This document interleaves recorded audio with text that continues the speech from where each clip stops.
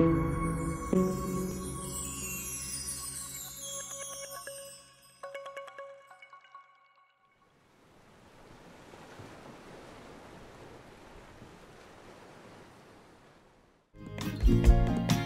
I think back on all the fears when I was pregnant, all of them dismissed except for one. The only test the state mandated was genetic. Looking for that extra chromosome. Hello and welcome to the If We Knew Then podcast. I'm Stephen Sachs. And I'm Lori Sachs. Today we welcome back early interventionist and child development specialist Caroline Benz Fernandez. Caroline was a great guest of the podcast who previously explained what early intervention was, what to expect, and how a child development specialist benefits children from birth to 3 years old. Today we'll be diving a little bit deeper into the aspects of early intervention, what tools parents can use at home, and how therapies for children with Down syndrome have changed over the years. Caroline, it's a pleasure to have you back. Thank you for joining us on the podcast. You're welcome. Thank you for having me. When we first met you, you were one of the therapies we were receiving from Regional Center, along with OT and PT and speech.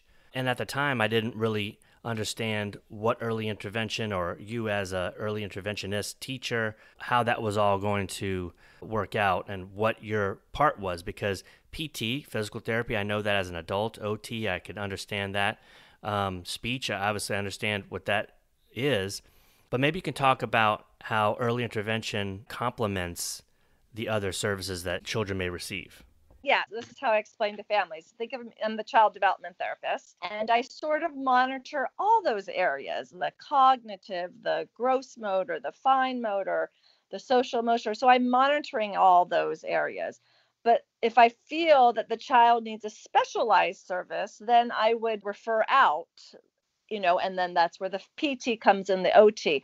But I'm sort of just think of like a teacher who's kind of has to go through all the areas of development and kind of work with the family. I mean, I think the child development is kind of the glue that kind of hopefully keeps everybody on the same track and together. I always think a child development person should be, collaborating with all the other therapists, the PT, the OT, and the speech, so that we're all working together. I don't want to say like a home teacher, but because to me, it's more also like coaching, because I'm also teaching the parents as well. Well, you mentioned being the coach. You are the coach to teach the parents. You're also kind of the quarterback, too, if you think of it, just kind of understanding what the child needs and then trying to get that done. And it might even be outside of you. Right. And also advocate, help the parents learn to advocate for their child and helping them. If something's not feeling right, empowering them to say, hey, this is your child. It's not feeling right. What can we do about it? And giving them the tools to do that. Because once the child's 3 and they go off to the school district, they may need some of those tools, because it's the school district. It's a lot bigger. So I think parents need those tools to kind of be able to stand up and advocate for their child and themselves. What kind of tools or advice would you give? Because this is, hopefully this will reach people who, there's some people that aren't getting that early intervention. So if somebody doesn't have that, what tools, what gems would you give those parents and advice would you give to advocate for their child? Well, I always tell families to really go with their gut feeling. And if they're feeling something's not right, question it. Also, always, before signing anything, always just wait and think about it. Always advocate for time for yourself and for the child to figure out what's the best route, and do a little research. I would reach out to people, try to get early intervention if you can, and know your rights, your laws, your rights as a parent of maybe a child with special needs, kind of really looking into that as well. Over the last 30 years, do you have any favorite tools that you use to support a child, and why are they your favorites? I do have specific things sort of at every age kind of level or every month level. So there's certain things And I always try to tell the families, well, number one, my Facebook. Actually, books in general. I think books in general, everybody should sort of have a mirror.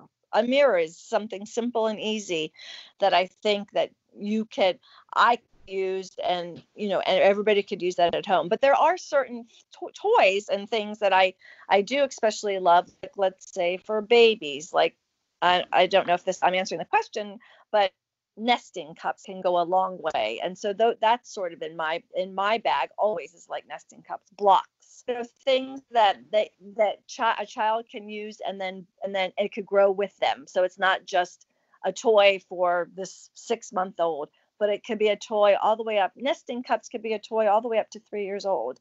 So there are certain specific things that I don't think they have to have all the fancy light up toys out there. I think it's going back to the basic, simple things, having a mirror, blocks, or nesting cups, books for sure. When you say Facebook, you're not talking about sign them up on Facebook. You have an actual book, right? That has Yes. a book of faces. I have a couple of books with faces, and all babies, starting at babies all the way up to toddlers, love to look at babies' faces and their expressions. So in the beginning, it's just the baby looking at a baby smiling, or being sad, or whatever, just all faces. So as the babies when they're babies, they love looking at baby pictures. As they grow older, they're going to really love to look at, oh, why is he sad? Oh, he's happy. And then it could turn into, having lots of discussions closer to 2, about what makes you sad, what makes you happy. So, yep, that's a book with different facial expressions is one of them. You also mentioned a mirror. How can parents use a mirror to help in their child's development? I love mirror play. Mirror play, well, first of all, both of you could be in the mirror. You could be smiling. The baby is definitely going to be smiling. You could do exaggerated facial expressions. Around 8 or 9 months, they should start imitating those facial expressions and doing things like that. You could be opening your mouth. And then for expressive language, it's beautiful. You could be doing ahs and oohs and really exaggerating, looking in the mirror, and, having the baby do that too. And then the baby then eventually, if he's by himself, look in the mirror, might start talking to himself in the mirror. Hey, there's another baby there. Ooh, bah, and start talking to themselves. So a mirror, I think, is always great. And many homes have mirrors in the house. So you could just use any mirror basically around your house. So I think that goes a long way too. Nesting cups were another toy or tool you had listed. What are nesting cups, and how can parents use them? Yes. Okay. So nesting cups are just, the small cups all the way going down to the big cups. And I like those. I introduce those even maybe 4 or 5 months. I just sort of have the baby reach up and try to grab a cup. And as they're working on their sitting, I work on nesting cups, pulling the nesting cups out, and then banging the nesting cups together. Is another developmental milestone. So bang, bang, bang, those cups together. And then it's a great fine motor skill. It's a great cognitive skill. It's, eventually stacking the cups. Stacking is huge developmental milestone. You go, and expressive language, up, up, up, up. And then here's the turn taking, down, knocking those cups down. So that's that turn taking back and forth. Here we go. We're going to go up, up, up with the cups, and then having the baby knock them down. There's that social emotional, that cognitive, that cause and effect. I think cups go a long way. And then even after that, they're going to have, there's colors. The cups have colors. You could introduce the colors. Then they're going to have to learn how to put them back. The big one can't go in the little one. Uh-oh, it's that trial and error. Like, what happened? Let's try it again. So I just think it goes a long way. You could also eventually, you could do some sorting with them, if it's a red cup, putting the red blocks in the red cup and the blue blocks in the blue cup. So I think cups go a long way, especially birth to 3 or, birth to 3, basically. And you had mentioned that with those cups, banging is a milestone. Because as a parent, you might be tempted to be, stop that banging. It's so loud. So what is banging as a milestone? Well, first of all, holding 2 objects at the same time is great. And then being able to figure out, oh, if I put it together, it makes a noise. It's that cause and effect. So it's like, oh, bang, bang, bang, and then it makes a noise. So it's that cause and effect. Like the baby realizes, I could put my hands together and make this noise. And then guess what comes after that? Clapping. So it's like, it's sort of these little steps to teaching all these little things. And then, bang, bang, bang. So then closer to a year, babies usually still like to do the bang, bang, bang. We sort of, find something else to do. Then we'll redirect them a little bit. A lot of my families go, oh my gosh, they're still banging because it's such a great thing that they could do. They feel empowered that they could do this. So then we work on, well, let's work on stacking now, up, up, up, up, things like that. So yeah, so I know it's that cause and effect. It's like banging on a musical toy, but they're able to now bang two cups together and make this brilliant noise. It's a learning curve or a learning milestone. And to get a perspective on the foundation that the early intervention creates. So you're starting with the nesting cups and then the banging, and then that teaches the child cause and effect. How does that cause and effect show itself then in the child? And then also that empowerment of being able to create this noise, the sound or music. It's empowering the child to feel like they're able to do this, and it's a milestone, and he feels good. And then eventually that will turn into, oh, well, if I push this button over here, it'll be musical, and then it'll lead up to shape sorting, like putting a shape into something. Oh, if I try this, oh, I can't do that. These are all little steps leading up to, puzzle play, or, open the busy box, or, things like that. You go from banging a cup to now you're teaching, you're planting the seed of empowerment. You're planting the seed of I can in the face of so much you can't. Exactly. And I don't know if you remember, or I've always said, a child's social emotional well-being, their feeling of empowerment and feeling good, the key to learning and the key to success. They cannot learn if they're not feeling that empowerment, or or they're not feeling good. I feel like socially, emotionally, they have to be able to be in a good place to then continue to learn. So yes, so I think that empowerment, and I'm so happy to hear that Liam has that he feels good, that he's just gonna, stand up there and read and continue learning. That to me is so much more important than academics or what all those other things. It's really the learning the child's strengths, showing them their strengths, showing the family their strengths, and then them to then continue to keep learning and going forward. And these are really challenges for typical parents as well. Yeah, I mean, my main concern with my two boys when they were little is I wasn't concerned about the fancy academic schools.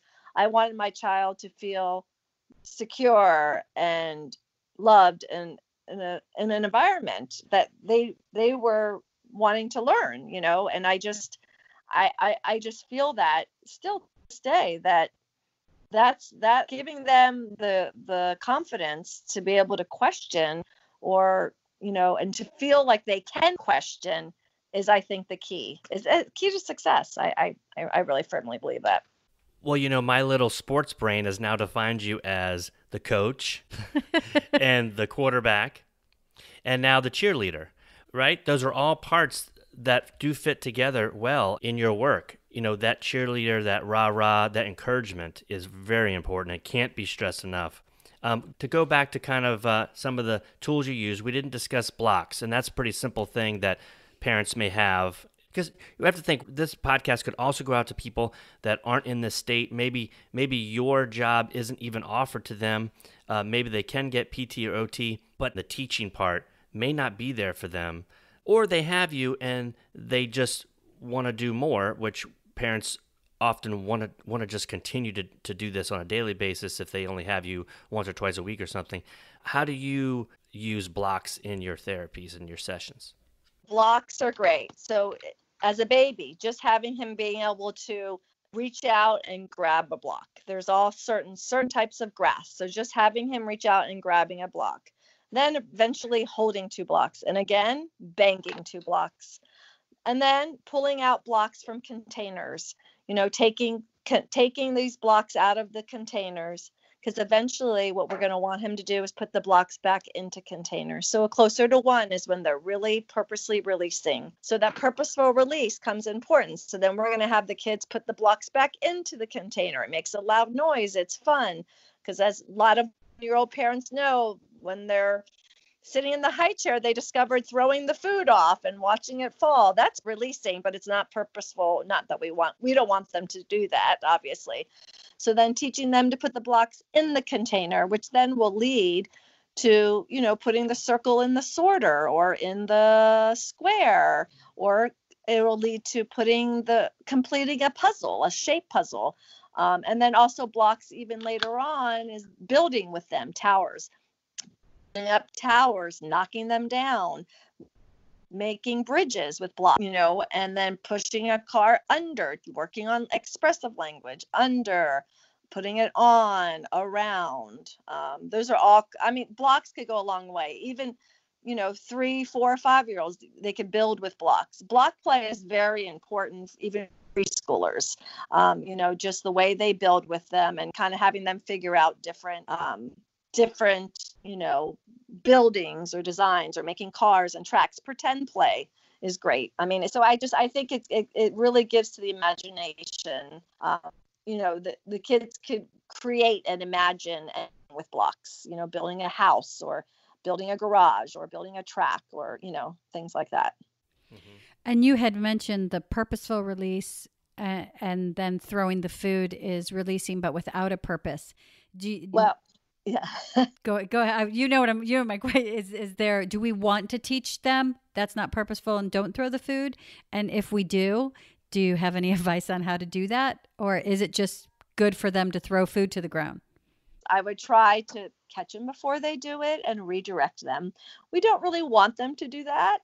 And then it's a habit that kind of hard to break, but I would, the goal is catch them before they do it and then put the food maybe in the bowl.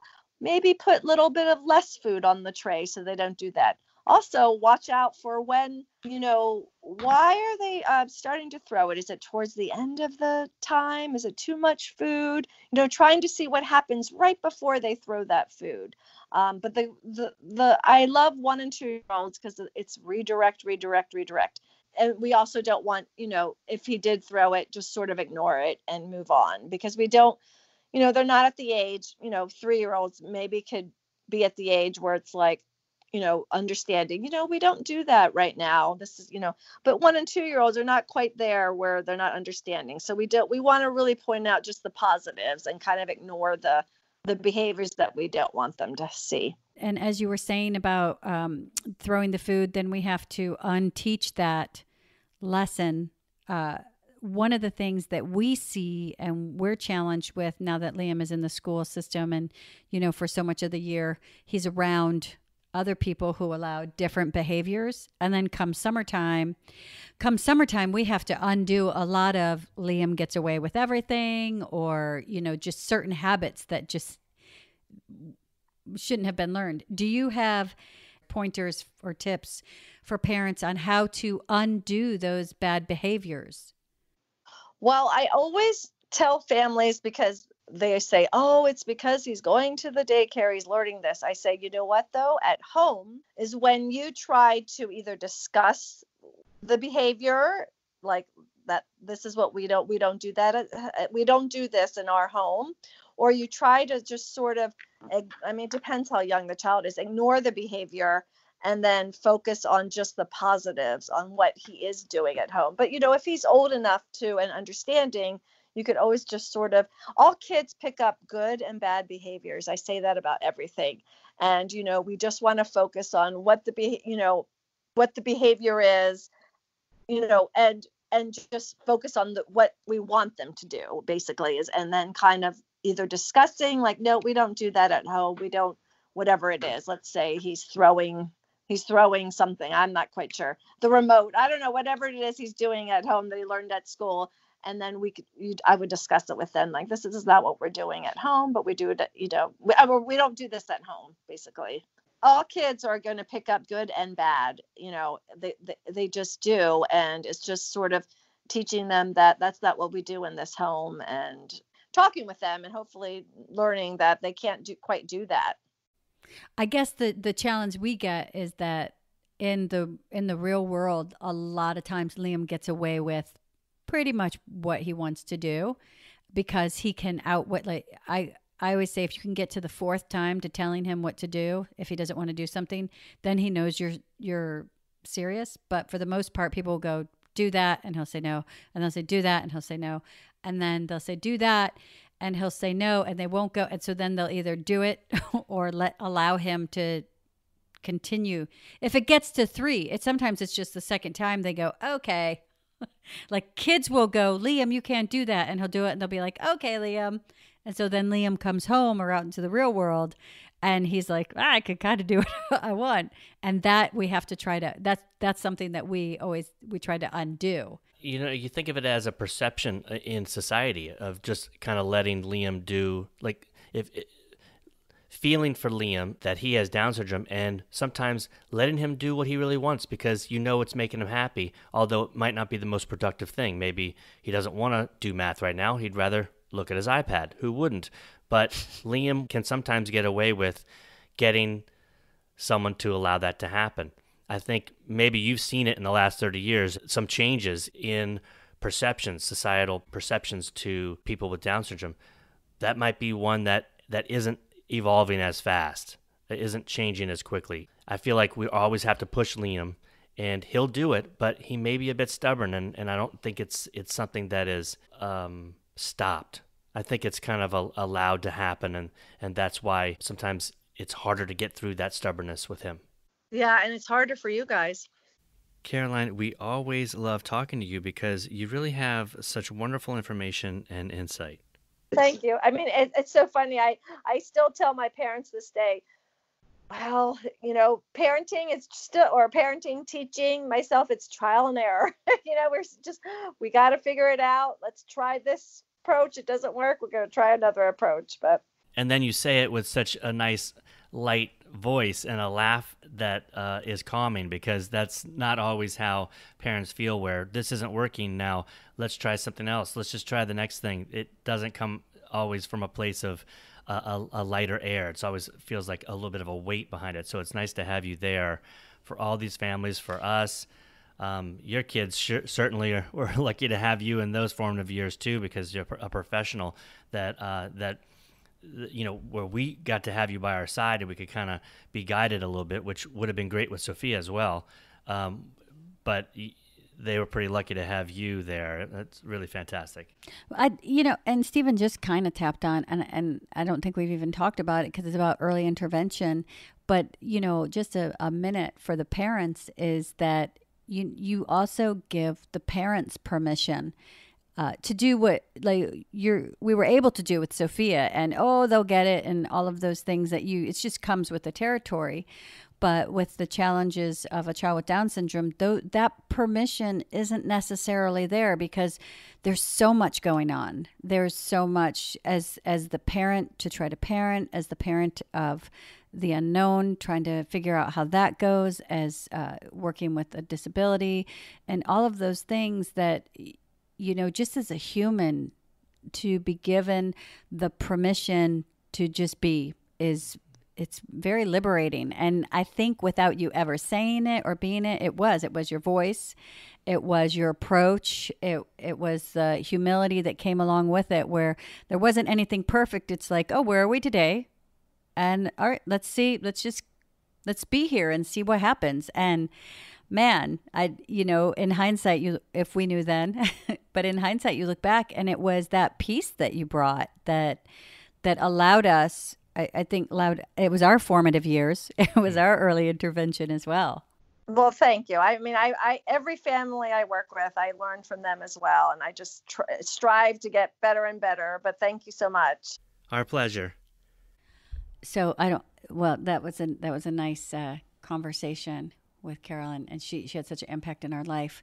And going back, Stephen, to if we knew then. So we're starting. If we knew then, I wouldn't have waited so long for some of the services. I would have been more of an advocate to get some of the services started early, including the early intervention. There's so much information I wish I had, even in the pregnancy or when Liam was first born, to be able to start setting up those services, contacting regional service, and so he would have support from go. I know that would be one thing that I would do. I think I was afraid to ask for things, or I couldn't believe that somebody was going to help me. I didn't really know that it's actually your child's right. So even with Liam being premature and in the NICU, we were introduced to regional center and kind of got some things rolling. I don't think we asked enough, and I think it's because almost you feel like you're given this gift, and should you ask for more? It's hard to like be given something that you think's a gift and then say, hey, any more? Anything else I can get? But it's not a gift. It's your child. It isn't, but that's how Right. it kind of came across. So that right? would be, yeah. And you're right. I would ask for what I knew. I know that speech was a really hard thing to get, and we're hoping to get a speech therapist on here, but speech has always been a challenge, and it's a service that's so needed because so important. it's the expressive language. Like Liam's there, he's got the receptive, he's got the cognitive, and a lot of times the judgment, especially when it comes to the school system, that falls heavy on Liam is his expressive. And I have to work so hard to prove that, nope, it's just, he's saying that, you just don't understand what he's saying. And so I think, speech was a service that I would have fought harder for that. I would have definitely have fought harder, and I would have pushed, and I would have asked more questions, and I would have advocated harder sooner. It's a great question to ask any professional in any therapy. What would you recommend I do? What other services do you think you could give us, or that other families have? And a lot of times those therapists will be open enough to say, oh, well, I do have experience with this other service. It could be speech, or it could be occupational therapy, physical therapy. So it's always a great question to ask a provider. What's your experience with other children that you think my child would benefit from? Services you think my child would benefit from? And a lot of times you're going to have a professional come to you and say, hey, this is my insight, because you really don't have much insight at that time. And if you don't have questions being answered on a podcast or an article that you found or some kind of video, how would you know? Yeah, I would also trust my gut more, because I know Natalie, for both speech and for PT, I know Natalie had remembered. We had gone through a few therapists before settling on her, and I always questioned myself when it didn't feel right in my gut, when I knew this is not a good fit. Or I remember one time we had a physical therapist who used the R word, which that just took that off the table.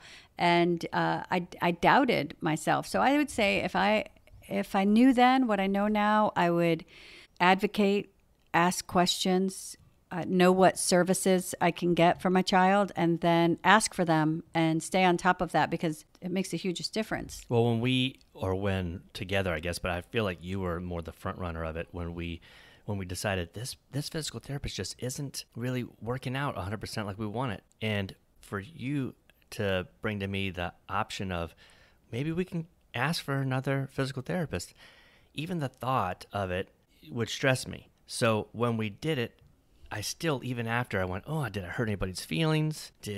Was this the right thing to do? Is this how things happen? Are we a problem? Are we, And, in hindsight, though, it was things that were unacceptable. It was someone coming into our home. It was no-brainer.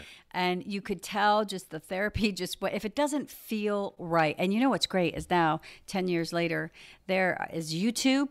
There's so many technologies around, and even just speech, the amount of technologies and apps that are out there. So even if you're fighting to get these services, go out there and start looking them up, because there's a lot of supports there that are virtual, and hopefully that also makes them more cost effective.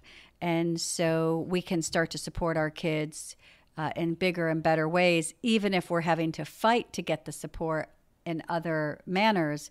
We can actually do it in our home. And I think that that's what's so great about technology, is that it's just opening so many doors. And I absolutely love it. And I'm in love with assistive technology. And this podcast is a bit of technology too. It's going back to old school radio, but it's a way for us when we're parents that have a lot of stuff going on in the day. It seems like parents today are trying to multitask like never before, possibly also due to technology.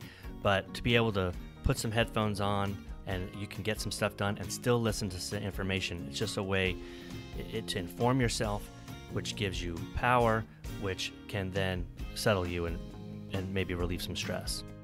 Please follow us on Twitter at If We Knew Then Pod, and you can drop us a line on our Facebook page at If We Knew Then Pod, or visit our website, ifweknewthen.com, to send us an email with questions and comments.